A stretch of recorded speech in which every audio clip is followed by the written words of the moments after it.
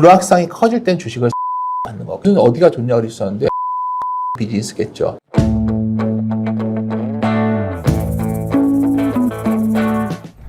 그러니까 왜 애널리스트가 삼성전자 목표가를 이렇게 보고 있는지에 대한 근거들을 좀 유심히 따져봐라 이 얘기신 거잖아요. 그럼 그 사람이 그 근거가 네. 정당성이 떨어진다면 네. 그 애널리스트의 자료대로 안 갈 것이고 그렇죠. 그 사람의 자료대로 근거가 만약 되고 있다면 예를 들어서 알다시피 SKT는 사고가 났었어요. 그래서 주주환원을 못 해줬었어요. 이제부터 다시 주주환원을 할 가능성이 생기면 이 예산 좋아질 거라고 말한 애널리스트가 있었어요. 그럼 여기서 뭘 보면 되죠? SKT에서 정말 주주환원을 해줄 거냐? 이건 이 가치를 결정짓는 변수가 되겠죠. TP가 뭡니까? 타켓 프라이스잖아요. 타켓 프라이스. 목표 가격. 목표가. 그러니까 목표가 하면 애들이 왜 이렇게 어렵게 얘기를 하세요?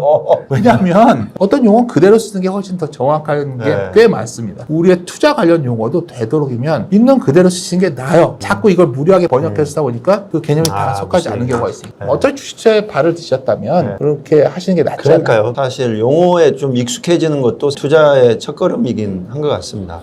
12개월 선행 퍼 이런 거 네. 있잖아요. 이런 것도 사실 처음 이게 주식 투자나 이런 거 하시는 분들은 이게 뭐냐, 이게 뭐 어떻게 하는 거야? 간단하게 설명할게요. 애널리스트가 이렇게 전망을 해요. 이 시점에서 지금부터 12개월 동안에 이익이 어느 정도 나올까를 추정치를 만들어 놔요. 애널리스트가 주가가 막 올라와요. 그때 막 EPS를 올려요. 그러니까 원래는 어떤 메이커가 작동되냐면 선행 EPS는 후행하거나 아주 좋으면 동행하는 지표예요. 선행이라는 건 미래의 이익이 아니라기보다는 후행적이고 동행적이라는 거예요. 그래서 EPS가 올라간다고 해서 무조건 좋다고도 볼 수 없어요. 그 전에 주가가 꺾이는 경우도 많으니까.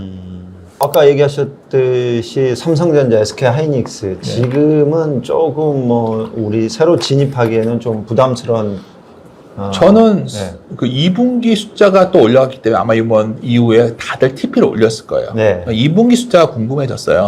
긍정적인 부분은 마진을 생각보다 많이 확보하고 있고 과거에 이 마진이 이 정도 나오면 대개는 생산량을 늘려서 더 많이 벌고 싶어 할 텐데 안 늘리고 있단 말이에요. 또 하나 잊지 마셔야 되는 게 우리 이런 실적에는 또 뭐가 들어가면 환이 들어가는 거예요. 원화가 약하니까 더 커지죠. 이런 것들 복합적으로 잡았으니까 제 생각에는 그래도 2분기 숫자까지는 매우 좋을 것 같아요. 속도가. 그러니까 아직은 괜찮은데 올해 하반기서부터는 확실히 아까 말씀드렸던 성장은 하는데 그로스 레이트는 꺾이는 상황이 올해 하반기에 온다. 그거는 감안하셔야 돼요. 영업이익률이 이제 계속 올라가면은 계속 성장하는 거지만 그쵸. 뭔가 좀 영업이익률이 꺾였다 그러면 근데 이제 여기서 고민은 여러 가지 경우가 있죠. 인플레이션이라는 단어가 나올 정도거든요. 그럼 이거에 대해서 과연 언제까지 미국의 기업들이 용인할 수 있을까? 그리고 단가를 낮추기 위해서 중국에게 뭔가 요만큼의 여지를 주는 순간 중국의 생각보다 반도체 추격은 놀라울 정도로 많이 왔고요. 다만 장비가 많이 부족하기 때문에 수요를 못 맞출 뿐입니다. 미중 분쟁이 이거는 이제 정권을 떠나서 미국이 계속해서 추진하고 있기. 제가 보기에는 중국에 미국이 손을 내밀 일은 없을 것 같습니다. 그러면 다행이에요. 그러니까 저는 이 생각도 해요.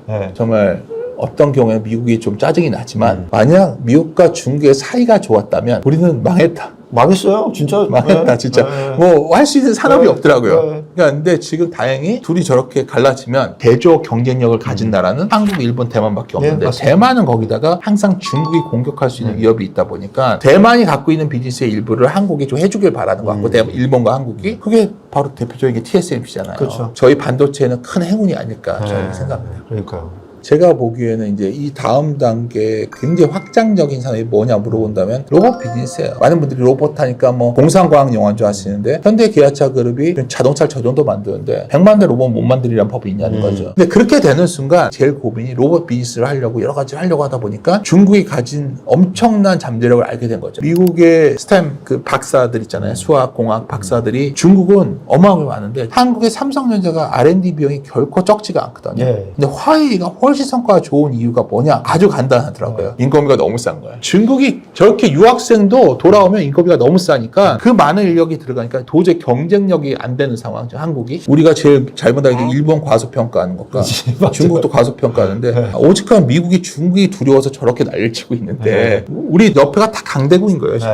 그럼 우리가 이 안에서 놀라운 거는 우리가 가진 기업들이 대체제가 되고 있다는 게 놀라운 거죠. 그래서 저는 결론적으로 무슨 말씀을 드린 거냐면 한국의 굉장히 좋은 기업이 있다는 말씀을 드리는 거예요. 앞으로 장기적으로 한국에 이런 유형자산을 가진 기업들이 매우 재평가되는 시대에 왔다는 거를 좀 기억하셨으면 좋겠어요. 동시에 무형자산만 많이 가진 기업들은 과거에 비해서 주주환원의 속도가 약해지기 때문에 과거만큼의 매력은 크지 않다. 그러면 이제 중동 전쟁이 진정이 되리라고 이제 예측은 그 정도의 예측은 할 수 있을 것 같은데, 그러면 이제 증시가 조금 뭐 안정을 찾을 수도 있을 것 같다는, 저희가 좀 유심히 봐야 되는 섹터나 종목들이 어떤 부분들이 있을까요? 저는 걱정되는 건 통화 정책이 하반기쯤 이후부터 두 개 중에 하나가 극단적인 선택이 놓일 수가 있어요. 첫째는 뭐냐면 이게 IPO를 되면서 좀 크게 흔들리면 금리를 내려야 되는 상황이 올 수도 있는 거. 또 하나는 인플레가 약간 더 생기면서 금리를 오히려 때는 올려야 되는 상황이 올 수 있어요. 제일 무서운 장은 이런 박스권인데 변동성이 커지는 발라타일 마켓이에요. 저는 올해 그게 굉장히 오래 더 갈 거라고 올 하반기에? 이게 지금도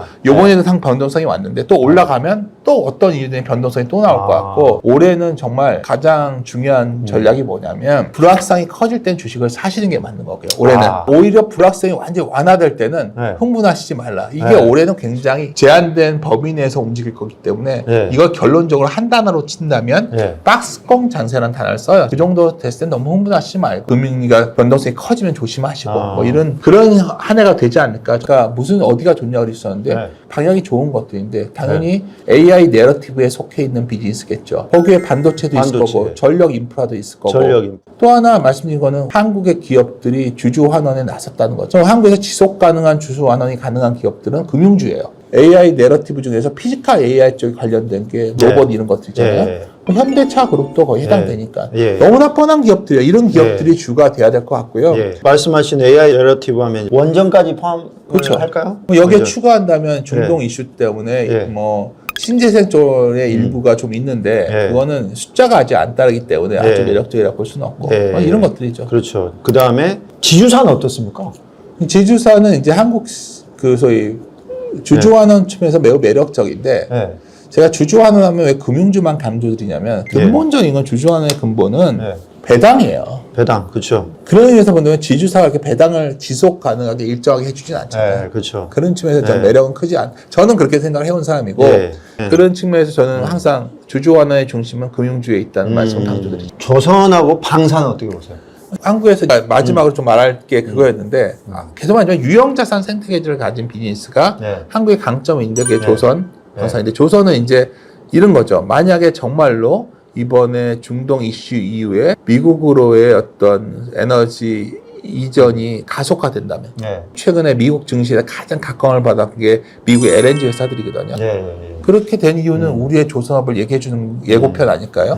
루지애나 터미널에서 이제 가스를 뽑아갖고 카타르에 가는 게 아니라 거기서 가져오려면 배를 더 태평양을 건너야 되니까 더 크게 만들어야 될 거 아니에요. 지금 루지애나에서 오려면 파나마 운하를 통해 가지고 꽤 먼 거리를 와야 되는 거예요. 더 길어졌단 말이에요. 그래서 그러한 것들을 보면 조선 LNG선 관련 모멘텀이 있을 것 같다는 생각이 있고요. 한국이 선진 증시가 되면서 굉장히 업종이 움직이는 게 아니라 증권업종은 어떻죠? 증권업체 대형 증권사와 중소형 증권사는 완전히 다른 회사가 되는 거예요. 그러니까 업종이 아닌 어쩌면 좋은 기업 선별하는 시대가 열렸고 그것이 어쩌면 더 중요한 기준 아닐까 싶어요. 예를 들어서 화장품 내에서도 여전히 수출 쪽에서 보면 좋아지는 것들이 있고. 그렇군요. 그렇죠. 그런 것들을 잘 구분하시는 게 더 중요하지 않을까 싶습니다. 아까 얘기하셨던 이제 그 대형 기업들 IPO들 미 증시에서 지금 스페이스X 지금 하잖아요. 클로드 엔트로픽 같은 경우, 그것도 지금 상장한다고 얘기가 나오고, 그래서 이걸 조심하라고 하는 전문가들이 좀 많더라고요. 그 슐러라는 노벨상을 받은 분이 있어요. 슐러가 이제 PER을 계산할 때 너무 짧게 하지만 긴 PER을 갖고서 하이밸류를 찾는 슐러 P라는 데이터가 있는데 그걸로 보면 글로벌 미국 증시가 버블에 있단 말이에요. 그러니까 그 기준에 따르면 그렇다면 이제 고민인 거예요. 근데 거기 있다고 반드시 터지는 건 아닌데 최근에 이제 고민되는 거는 아까 반도체가 올라왔다는 가격이 비싸졌다는 거는 그만큼 유형자산 투자에 돈이 많이 들어갔기 때문에 자기 돈으로 하면 되는데 아까 잠깐 개념적인 걸 설명을 드리면 미국 기업이 예전에 매력적이었잖아요. 재작년에 다 서학개미들이 미국 주식 투자하면서 매력적인 거, 장기 투자 가능한 기업. 미국 기업은 돈을 벌면 주주 환원을 해준다.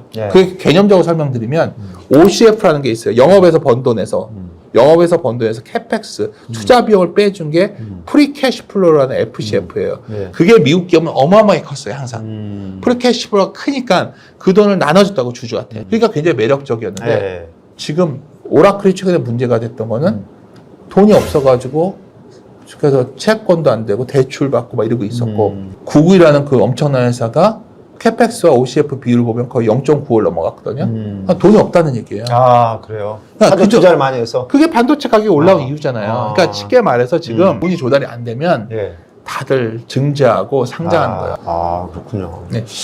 정말 우리끼리 금기시대는 단어가 돈 보고 자랑하지 말라는 표현을 써요. 네. 금기시대는 이유가 뭐냐면 장이 올라가서 버는 거는 정말 시장이 벌어준 거거든요. 그러니까요. 그것을 지키는 것도 중요하고 네. 항상 사람들이 여기서 뭐가 문제가 있는 거냐면 흔히 말하는 피크와 바텀을 알고 싶어 하는데 알 수 없다는 걸 항상 갖고 계세요. 그러니까 어느 정도 수준에선 줄이고 더 올라가면 올라갔구나 하면 될 일이에요. 근데 놀랍게도 부동산은 그렇게들 투자들 하세요. 네, 맞습니다. 네. 부동산은 네. 이 정도 샀다가 네. 내가 들고 있다 보면 네. 싸게 산 거야. 네. 이 동네 입지도 좋아. 여기 지하철도 들어와 있고 해요. 네. 왜 주식은 정확하게 부동산은 대략 이 정도 샀다가 여기 팔면 되는데 부동산 주식은 정확하게 여기 샀다가 여기서 팔아야지 잘했다고 여기서 좀 밀리면 또 사요. 여기보다 밀렸다고. 이것만 피하셔도 어쩌면 큰 실수는 줄이실 겁니다. 부동산은 사고팔기가 번거로운데 그렇죠. 주식은 사고팔기가 너무 편해서 그렇습니다. 저는 그것도 있고 네. 주식은 네. 투자로 생각 안 해서요. 투자로 생각을 안 한다. 그러니까 부동산은 네. 굉장히 우리가 치밀하게 고민해서 사는 편이에요. 이거저거 다 따져보고. 네. 집에 가서 하자까지 다 보고 오잖아요. 네. 그렇지 않나요? 하면 정말 까다롭잖아요. 네. 주식은 이렇게 얘기했다가 오늘 듣고서 저 윤쌤이 뭐라고 떠도 괜찮지 네. 않을까? 네. 그렇게 사기도 하잖아요. 그렇죠. 그게 네. 잘못됐다는 거예요. 그렇죠. 네. 그 차이가 아무것도 아닌 것 같지만 위험성도 더 커질 수 있다는 그렇죠. 거죠. 네. 다음에 또 한번 또 모셔서 네. 또 좀 깊이 있는 네. 또 얘기 한번 나눠보도록 하겠습니다. 그래서 오늘 결론을 내리면 네. 지금이 주식 투자하기 좋은 시점은 아니다. 그러니까 올해는 울퉁불퉁한 박스권 장세다. 아, 뭐 그런 뉘앙스예요. 저는 그래서 지금은 좋아지는 또 오늘 또 걱정되는 거는 많은 분들이 또 이제 시작이다 이런 생각은 또 아니다. 그 정도 톤으로 생각하시면 될 것 같습니다. 네, 알겠습니다. 예. 오늘 감사합니다. 예, 감사합니다. 네. 네.